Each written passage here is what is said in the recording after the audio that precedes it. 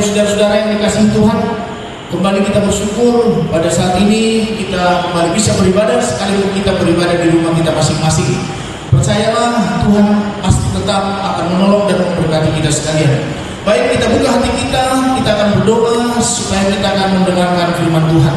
Kita berdoa bersama-sama. Kami bersyukur dan berterima kasih Bapak. Ini minggu keempat kami ada bersama-sama di dalam ibadah di rumah kami masing-masing. Kami bersyukur, kami memohon pertolongan-Mu atas kehidupan kami.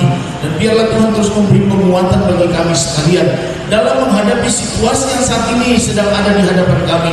Mampukan kami oleh kuasa Roh Kudus-Mu, mampukan kami oleh firman-Mu, sehingga firman-Mu menjadi jawaban atas setiap kehidupan kami, yang membuatkan kami, meneguhkan kami, bahkan memulihkan hidup kami.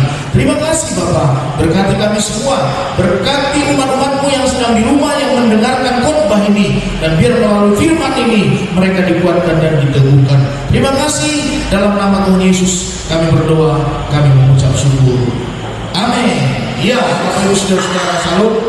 Ya, untuk tidak membuang-buang waktu, kita langsung membuka Alkitab kita, terambil dari Roma pasal yang ke-12 ayat yang ke-11 sampai ayat yang ke-16. Saya bacakan untuk kita firman Tuhan.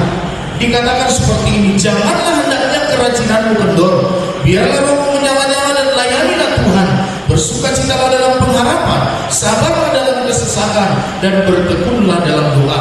Bantulah dalam kekurangan orang-orang kudus, dan usahakanlah dirimu untuk selalu memberikan tumpangan.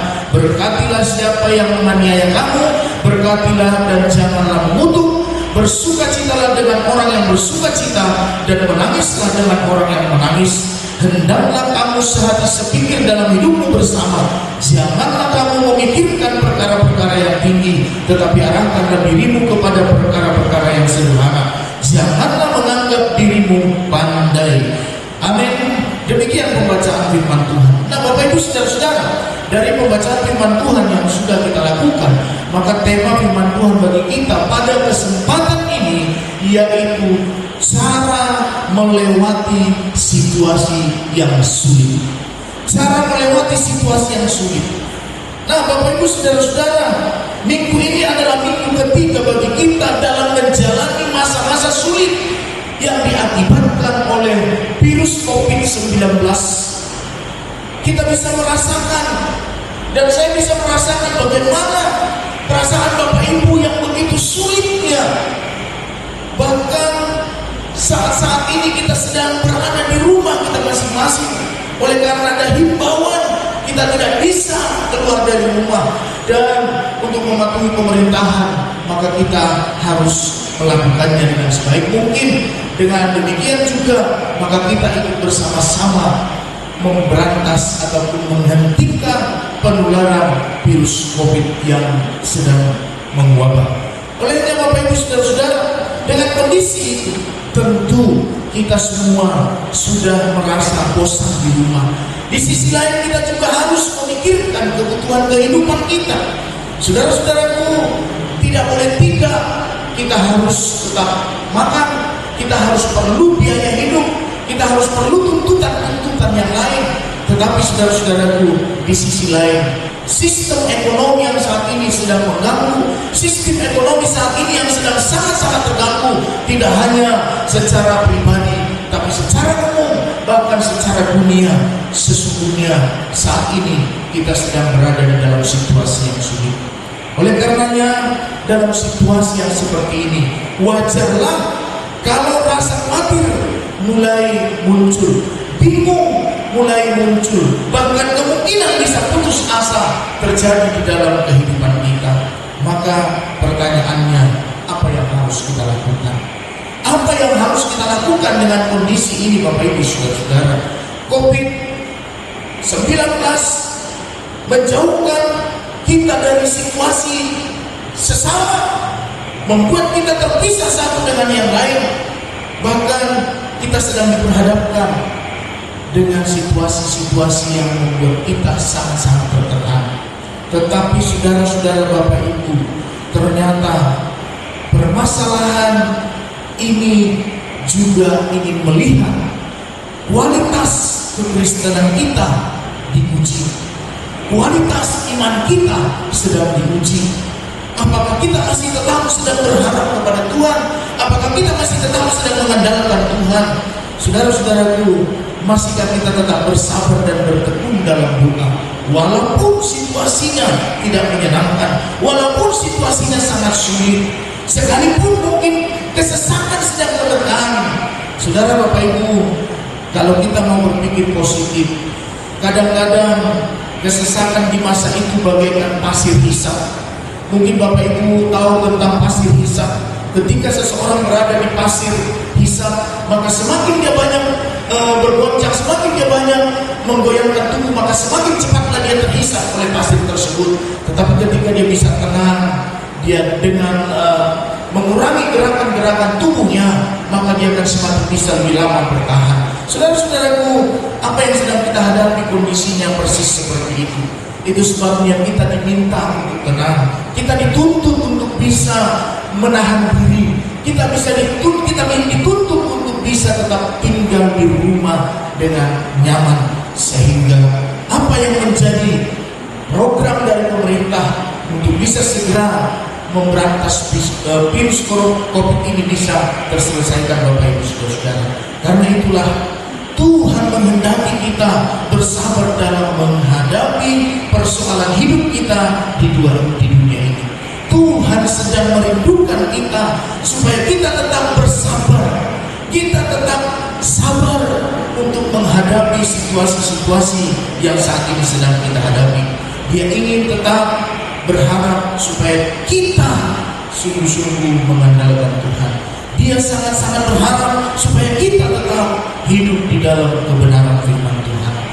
Firman Tuhan ini, apa yang kita baca tadi dari nas yang sudah kita baca dari kitab Roma, ini menjadi jawaban bagi kita sekalian, Bapak Ibu Saudara. Tentu dengan kondisi ini kita sedang bertanya-tanya, apa yang harus saya lakukan? Apa yang harus kita lakukan? Maka saudara-saudaraku, seperti yang saya sampaikan tadi dalam awal khotbah, bahwa tema bagi kita hari ini cara melewati masalah-masalah sulit. Saudara, Bapak Ibu, tentu jika dengan pemikiran kita tidak akan bisa menerima situasi ini. Itu sebabnya firman Tuhanlah yang menjadi jawaban atas setiap masalah yang sedang kita hadapi. Mari kita buka hati kita, mari kita belajar dari firman Tuhan. Sebab hanya firman Tuhan yang menjadi kekuatan bagi kehidupan kita. Ketika kita berharap kepada harta kita, hari ini kita sedang diuji. Ketika kita berharap tentang teman kita yang mungkin bisa kita andalkan, keluarga kita yang bisa kita banggakan, tapi hari ini kita diuji. Semua itu sepertinya tidak ada yang bisa kita banggakan kecuali firman-Nya Tuhan yang sungguh-sungguh menjadi penolong bagi kehidupan kita. Olehnya Bapak Ibu Saudara-saudara, mari saya ingin sampaikan kepada kita. Mungkin Bapak Ibu bisa dengan mencatat bahwa ada 3 poin yang ingin saya sampaikan kepada kita berdasarkan firman Tuhan yang sudah kita baca, terambil dari ayat yang ke-12. Sekali lagi saya baca firman-Nya untuk menjadi renungan bagi kita, apa yang harus kita lakukan di dalam menjalani situasi yang sulit ini. Ayat yang ke-12 dikatakan seperti ini: bersukacita dalam pengharapan, sabarlah dalam kesesakan, dan bertekunlah dalam doa. Maka secara otomatis kita mulai melihat poin yang pertama yang bisa kita dapatkan di sana, dikatakan bersukacitalah dalam pengharapan. Bersukacitalah dalam pengharapan. Nah, saudara-saudara, Bapak Ibu yang dikasihi Tuhan, sukacita adalah obat yang paling manjur untuk menambah kekuatan dan pengharapan bagi kita di masa-masa sulit ini. Sekali lagi perhatikan, berdasarkan firman Tuhan, kita disuruh untuk bersukacita dalam pengharapan. Mengapa kita disuruh untuk bersukacita dalam pengharapan?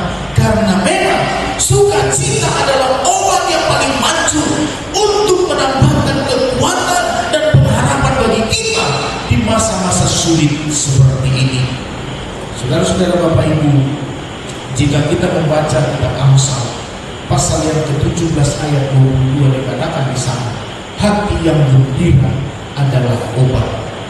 Hati yang gembira adalah obat. Maka di dalam kondisi situasi yang sangat menegangkan, yang sangat menekan, Mari Bapak Ibu Saudara, firman Tuhan mengajak kita, mari kita senantiasa bersukacita dalam pengharapan kepada Tuhan. Bahkan jika kita membaca di dalam Filipi pasal yang keempat ayat 4, dengan tegas dikatakan, bersukacitalah senantiasa.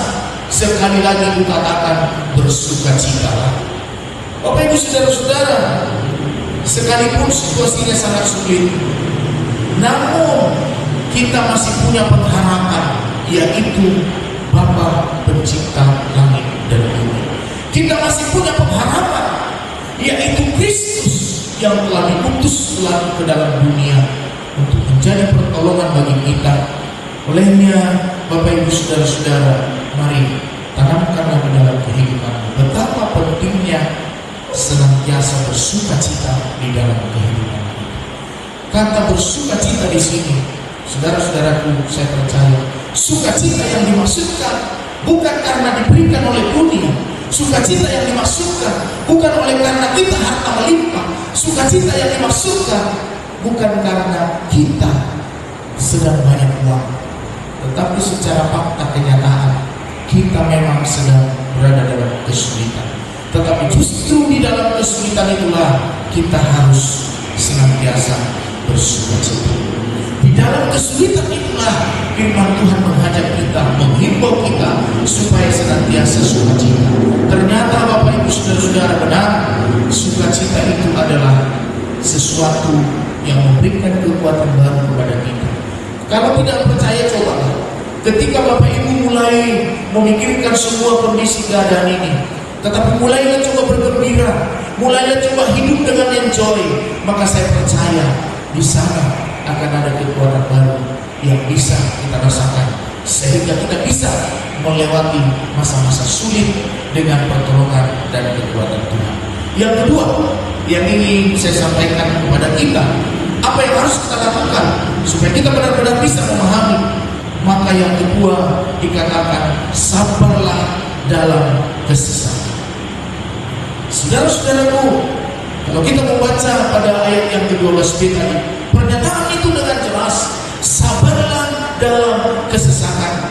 Saudara-saudara Bapak Ibu, kalau kita diminta bersabar dalam kondisi yang normal, dalam kondisi yang nyaman, dalam kondisi yang berdekatan, kemungkinan tidak menjadi masalah besar. Tapi ketika kita diminta bersabar dalam kondisi yang sedang terdesak, dalam kondisi yang sedang terdekat, dalam kondisi yang sulit, saudara-saudaraku, seringkali situasi itu memaksa kita untuk pasrah, memaksa kita untuk tidak bisa berbuat apa-apa. Tapi pada kesempatan ini firman Tuhan mengingatkan kita supaya kita senantiasa bersabar dalam kesesakan. Kondisi di mana situasi sekarang mungkin menyesak, menekan, karena memang kita sudah mulai kehabisan akal, kehabisan simpanan, kehabisan stok, sehingga kita mulai berpikir, Tuhan, bagaimana jika ini terjadi 1 minggu ke depan? Bagaimana jika ini masih terjadi 1 bulan ke depan? Saudara-saudaraku, namun di dalam keadaan yang seperti itu, mari kita tempatkan Tuhan. Milikilah rasa kesabaran, bangunlah rasa kesabaran dalam kehidupanmu, supaya engkau bisa lepas dari kondisi-kondisi yang menyesak di dalam kehidupan kita. Dalam situasi yang sulit, panik, dan hal yang diperlukan adalah ketenangan atau kesabaran. Sebab jika kita salah bertindak, justru itu akan bisa merugikan kita sendiri. Maka Bapak Ibu Saudara-saudara, dalam kondisi yang tidak nyaman ini, apa yang kita lakukan? Daripada kita salah bertindak, daripada kita harus bisa merugikan diri kita sendiri, lebih baik mari kita belajar dari firman Tuhan untuk tetap bersabar dalam keadaan yang sesak ini. Sebab dengan demikian pertolongan Tuhan akan ada di dalam kehidupan kita. Jika kita membaca dalam 2 Timotius, mari kita buka kitab kita sebentar. Kita baca 2 Timotius, apa dikatakan di sana Bapak Ibu? Kita baca 2 Timotius pasal yang keempat, ayat yang kelima. Saya bacakan demikian firman Tuhan. Tetapi kuasailah dirimu dalam segala hal, sabarlah menderita, lakukanlah pekerjaan pemberitaan Injil, dan tunaikanlah tugas pelayanan. Saudara-saudara, Bapak Ibu, sepertinya sedang terjadi sesuatu yang tidak nyambung jika kita membaca firman Tuhan ini. Tetapi ada penguatan yang ada di dalam rahasia apa yang bisa kita lihat. Kita temukan dari bahagian ini. Dikatakan di sana, tetapi kuasailah dirimu dalam segala hal, sabarlah menderita, lakukanlah pekerjaan pemberitaan Injil, dan tunaikanlah tugas pelayananmu. Saudara-saudara, ternyata ketika kita sedang berada pada kondisi yang terdesak, tertekan, maka apa yang harus kita lakukan? Di sana dikatakan, lakukanlah pemberitaan Injil. Bersaksilah tentang kehebatan Tuhan, tetaplah bersaksi optimis dengan pertolongan Tuhan. Beritakanlah Injil dan lakukan apa yang saudara bisa lakukan sebagai bentuk pelayananmu kepada Tuhan. Tentu tidak harus melayani di dalam gereja, tetapi dengan peduli kepada keluarga, peduli kepada orang-orang, itu bahagian daripada pelayanan di dalam kehidupan kita. Saudara-saudaraku, ketika kita bersabar dalam situasi yang sulit, itu menunjukkan bahwa kita adalah pelayan Allah. Nah, ini poin yang paling penting kita pahami di dalam kehidupan kita. Ternyata ketika kita bersabar di dalam kondisi yang sulit, maka itu menunjukkan bahwa saudara dan saya adalah pelayan Allah. Sekalipun kita hanya jemaat, tapi di pandangan Tuhan, saudara adalah pelayan Allah. Jika saudara senantiasa berada tenang, mengambil sikap yang tenang dalam keadaan yang terdesak. Saya baca 2 Korintus pasal yang ke-6 bagi kita. Kita lihat firman Tuhan 2 Korintus pasal yang ke-6 ayat yang ke-4, dikatakan di sana seperti ini. Saya bacakan kepada kita. Sebaliknya dalam segala hal kami menunjukkan bahwa kami adalah pelayan Allah, yaitu dalam menahan dengan penuh kesabaran dalam penderitaan, kesesakan, dan kesukaran. Berarti setiap kali kita bisa bersabar dalam kondisi yang sulit, maka dikatakan kita adalah pelayan Allah. Tentu ini menjadi kerinduan kita semua, supaya kita tidak tergiring dengan pengaruh-pengaruh situasi yang sedang terjadi dalam kehidupan kita. Maka poin yang kedua dari kebenaran firman Tuhan yang sudah kita dengar, sabarlah dalam kesesakan.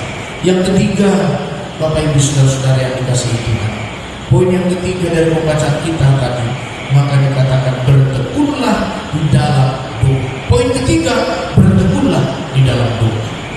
Saudara Bapak Ibu, dalam nyanyian kita berkata, seluruh firman Tuhan yang diciptakan oleh penciptanya, dikatakan doa mengubah segala sesuatu. Doa mengubah segala sesuatu. Sekalipun mungkin perubahan yang sedang kita harapkan tidak secara otomatis, tidak secara drastis, seringkali kita harus menunggu waktunya Tuhan. Tapi ketahuilah bahwa ujian ini sangat benar, bahwa dikatakan doa mengubah segala sesuatu. Bertekun mendoakan bangsamu, karena mendoakan bangsa berarti mendoakan kesejahteraan kita. Maka panggilan kita pada saat situasi yang sulit ini tidak berhenti hanya mendoakan kebutuhan saya, tidak berhenti hanya mendoakan kebutuhan orang, tapi mari kita secara bersama-sama, panggilan dari kebenaran firman Tuhan, kita harus berdoa bagi bangsa kita, berdoa bagi kota kita, sehingga kalau bangsa kita sejahtera, kota kita sejahtera, maka saudara dan saya pun sebagai masyarakat dari bangsa ini akan juga hidup dalam kesejahteraan.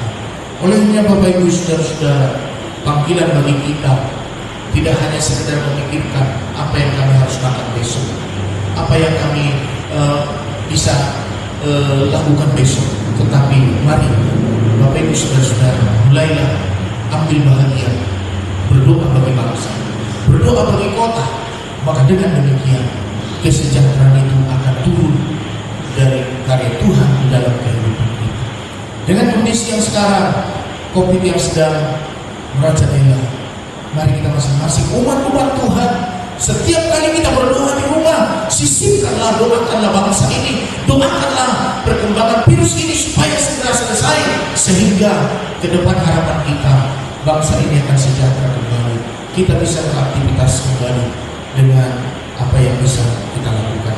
Apabila saat ini kita menghadapi berbagai permasalahan, baik itu dalam keluarga, dalam pekerjaan, maupun dalam pelayanan, karena dampak COVID, saudara-saudaraku, satu hal yang diharapkan oleh Tuhan, satu hal yang diharapkan firman Tuhan pada saat ini, tetaplah berdoa, berdoa, dan berdoa.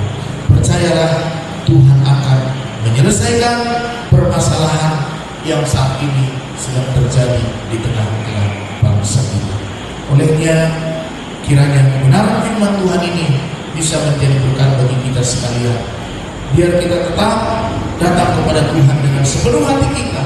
Mari kita tetap mengandalkan Tuhan dalam kehidupan kita. Amin. Tuhan memberkati kita sekalian. Mari kita bangkit berdiri bersama-sama. Kita akan berdoa, dan sebelum berdoa, satu nyanyian, kita akan menyanyikan satu pujian, supaya pujian ini membawa kita semakin lebih dekat kepada Tuhan, sebagaimana firman yang sudah kita dengarkan. Haleluya, haleluya, haleluya. Syukur buat kasih, syukur buat kebesaran, syukur buat anugerah.